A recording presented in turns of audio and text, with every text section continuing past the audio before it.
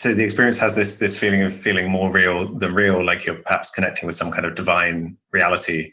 And this has this connection to near-death experiences, right? Where when some people, when they're near death, they experience this kind of going down a tunnel, interacting with divine beings in another place that feels real. And you've made this connection in your work, right, between DMT and the near-death experience. Right. Well, I think when you refer to the beings or even the state, I'm not sure I would call it divine. I would call it, previously invisible. That's a little more generic, a little more neutral. Divine, divining, spirituality, foretelling, God, those kinds of things. Those are kind of loaded. But you can't argue with, fact, that, what you are witnessing was previously invisible. So that can include a whole spectrum of mechanisms or etiologies or bases of the experience. It could be completely physical, like your brain's been turned into a telescope of some sort or a microscope, and it exists in the physical world, just like energy or fields exist in the physical world, external to us. But because of the effects of the drug on your mind, brain consciousness, you're now able, to perceive levels of external reality that you couldn't before. It also includes, or it also, if you call these experiences previously invisible, it also can subsume purely brain generated etiologies, your brain on drugs, certain areas of your cortex are have been stimulated by 2A receptors and things like that. So it also can subsume psychological mechanisms. It's unconscious. It's your unconscious becoming conscious. So you're previously invisible, I think, captures the whole spectrum of what might be going on. One of the, theories that I had when I went into, to the research was that, to the extent that the DMT experience, of, giving, DMT, replicated or mimicked certain features of the near-death experience, that one could argue for a role of naturally occurring DMT in the NDE.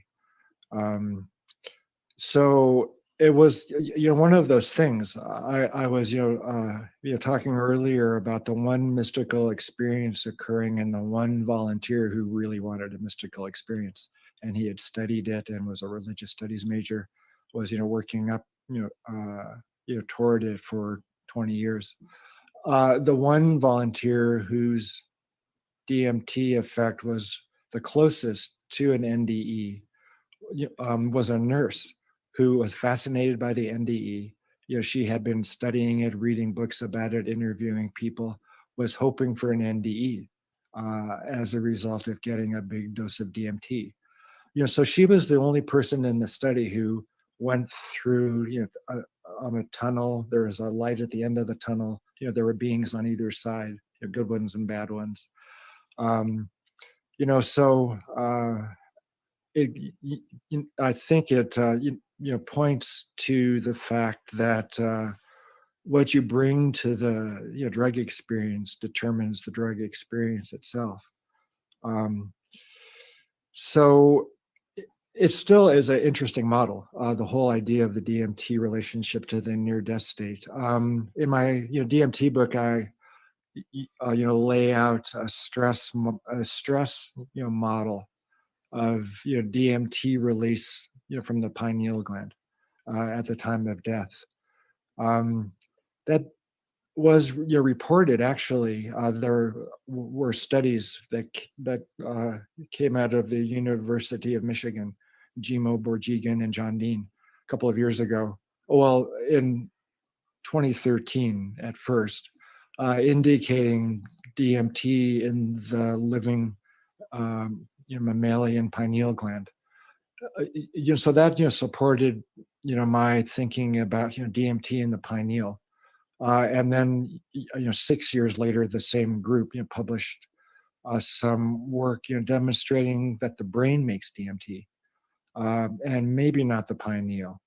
And brain levels of DMT increase by 3 to 5 times in the dying rodent brain. And the levels of DMT increase the most in the visual cortex of the dying animal. So that, points, to an interesting, correlation anyway, or an interesting association. If you think about the highly visual characteristics of the near-death experience, it could be a result, at least of, or partially at least, of elevated levels of DMT in visual cortex. It's interesting as well because DMT is neuroprotective and neurostimulating. It enhances neurogenesis, neuroplasticity, reduces stroke, size in experimental animals. So if you think about brain injury, either as you're dying or from a stroke, requiring homeostatic mechanism being kicked into place, to heal or to at least slow damage.